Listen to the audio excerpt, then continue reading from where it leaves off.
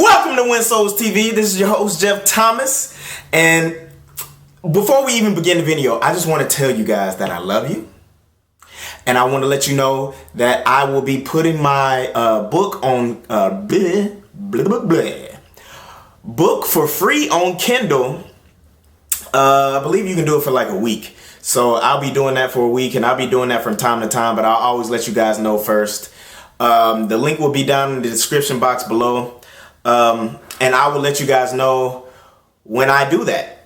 So probably the next video, which will most likely be tomorrow. So I will let you guys know exactly when that goes. And I hope you guys just read it for free and just let me know what you think. You know, whether that's, leaving a review or whatever you want to do. Now, if you don't like it, don't leave a review. Okay? I don't want to hear all that. All right? You trying to come in here, you're hurting my feelings. Okay? I'm messing with you. Write whatever you want to write, as long as it's something good. Anyway, let's jump into the message. So, today we're coming out of 2 Timothy 4:3. Okay. It says, "For the time will come when people will not put up with sound doctrine. Instead, to suit their own desires, they will gather around them a number of teachers to say what their itching ears want to hear." I wanted to let you guys know that it says that they will gather around them teachers that will tell them what their itching ears want to hear. Those teachers necessarily won't necessarily be Christians. Okay. Sometimes in the Christian community, yeah, we have false prophets, we have false,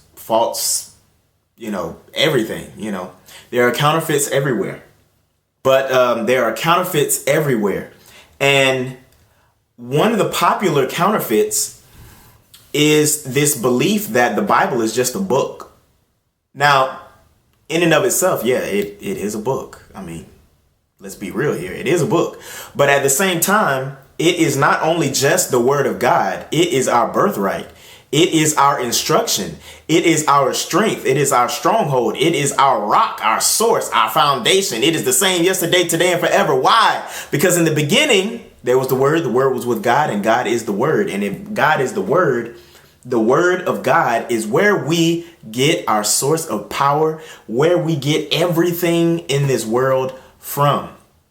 Okay, so it is so much more than just a book. And that is the main way that we develop a personal relationship with God. I hear all of these people around, and I've had a lot of conversations with these people talking about they are spiritual. Oh, I don't want anything to do with any type of religion, all of this stuff, but I'm spiritual. And I'm just like, okay, I worship Jesus. I love Jesus. I didn't always love him because I didn't know who he was. I went to a Baptist church, all of this stuff, but who do you worship? You say you're spiritual. What exactly does that mean? A lot of them can't answer that. I pray to a God, I pray to this, and I think that it's silly to give him a gender. I think that it's silly to, to whatever. It's just a God that's up there. He created all of this stuff, but, I don't necessarily know who or what that God is. And honestly, in my personal opinion, that sounds silly to me. I mean, you have a personal relationship with a God, but you don't know who that God is? I mean, huh? That's like saying, well, I have a best friend and I don't know who that is. And I'm just like, what? I have two best friends, Zach, Archie. Those are my two best friends, okay? They're in Atlanta, Georgia. I love them to death.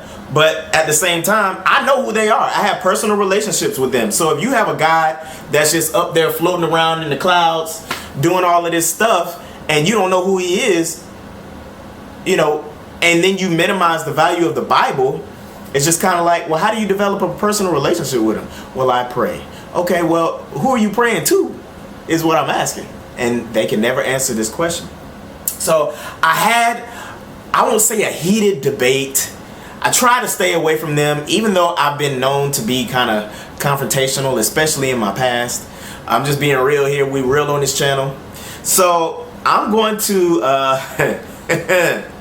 I'm going to read a text thread that I had with a person that I met the other day, and I was just talking about the word and basically everything that I just said, and we were just kind of going back and forth, and this is what this person said.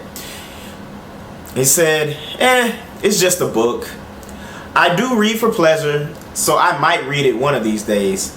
My God is the source of all things. I talk, pray, and thank him daily. And I said, okay. And this person was literally like fighting against me, talking about how the Bible was just passed down from generation to generation. Somebody wrote a good story and this, that, and the other, and it was made by men. That's the popular belief that I was talking about earlier in the video. Popular belief is just that, it was just written by men, which they are not lying. Yes, it was written by men, but those men were indwelled with the power of God while they were penning this Bible. Okay, and there has never been any other book that has had multiple accounts of the same individual, thousands upon thousands upon thousands of accounts of the same individual that exists on this earth than the Bible. Okay, so if all of these people have come in contact with this one individual, Jesus, that's saying something, and they've all written something about him. I mean, that sounds kind of silly to people that only have cognitive understanding. So with that said, this was my reply. I said, yes. I said, yeah, we definitely don't see eye to eye on that. Okay, because I know that when I was living that specific lifestyle, and this is the gist of what I said in the message, I said, when I was living that specific lifestyle, and when I was making those comments, I was saying them out of a place that, I didn't want to crack open that Bible to understand or know who God was, because I knew that then I could be held accountable. I could be held accountable for the things that were in that Bible. And if I just didn't know, then guess what? I could just go around and do whatever I wanted to do, however I wanted to do it, and not be held accountable. And, for us to literally minimize the value, for someone to minimize the value of the Bible in order to justify their own action and to appease their own pursuits outside of what is actually in the Bible, then literally that person is literally in a place of transgression.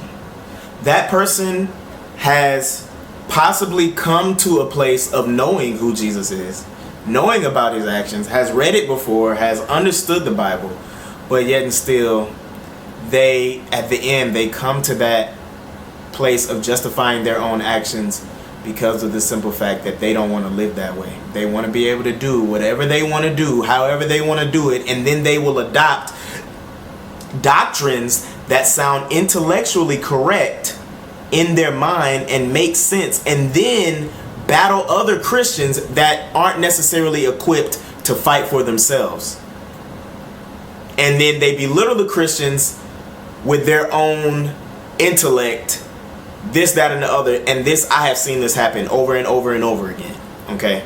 And so when I brought that to her attention, she literally did not want very much to do with me after the fact. And that is pretty common. People that I meet in the gym, which is where I met her, guys that I meet in the gym all the time. I mean, it happens everywhere that I go. They want to exchange numbers because, a lot of the times, my personality just seems, I guess a personality that people just want to hang out with. But at the same time, when they find out what I'm about and they hear me talking about Jesus, they don't want anything to do with that after the fact.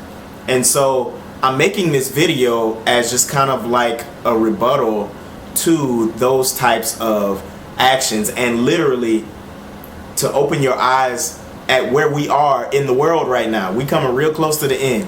We've been in the end time since Jesus has left, okay? And so with that said, be on your guard, be ready to battle specific situations like that and not run from them, okay?